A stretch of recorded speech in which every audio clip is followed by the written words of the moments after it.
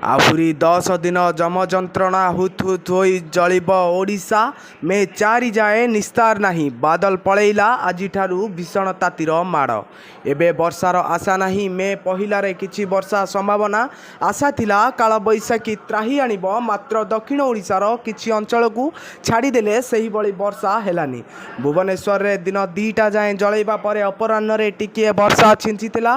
ଆଗକୁ ଆଉ ବର୍ଷା ନାହିଁ। ଦୂର ଦୂର ଯାଏଁ ବର୍ଷା ସମ୍ଭାବନା ଦେଖାଯାଉନାହିଁ। ପାଣିପାଗ ପୂର୍ବାନୁମାନ ଦେଖାଯାଇଛି ତାତିର ଥରାଇ ଦେଲା ଭଳି ଚିତ୍ର। ଲଗାତାର 10 ଦିନ ଧରି ପ୍ରଚଣ୍ଡ ଗ୍ରୀଷ୍ମ ପ୍ରବାହରେ ଆଉଟୁ ପାଉଟୁ ହେଉଥିବା ସାରା ଓଡ଼ିଶାବାସୀ ଆହୁରି 10 ଦିନ ଯାଏଁ ଯମ ଯନ୍ତ୍ରଣାରେ ଛଟପଟ ହେବେ, ଜଳିବେ, ସିଝିବେ, ସନ୍ତୁଳି ହେବେ ଏ ନିଆଁ ମାଡ଼ରେ। ସ୍ୱା ପରିବେଶ ଓ ଜଳବାୟୁ ପରିବର୍ତ୍ତନ ନିର୍ଦ୍ଦେଶକ ଡକ୍ଟର ଶରତ ଚନ୍ଦ୍ର ସାହୁ କହିଛନ୍ତି, ଏବେ ବର୍ଷାର ସମ୍ଭାବନା ନାହିଁ। ଆସନ୍ତା ମେ ପହିଲା ବେଳକୁ ଉପକୂଳ ଉତ୍ତର ଓଡ଼ିଶାରେ ବର୍ଷା ହୋଇପାରେ। ଏହା ସାମାନ୍ୟ ଆଶ୍ୱସ୍ତି ଦେବ। ବ୍ୟୁରୋ ରିପୋର୍ଟ, ଜାଗରଣ 24 ନ୍ୟୁଜ୍।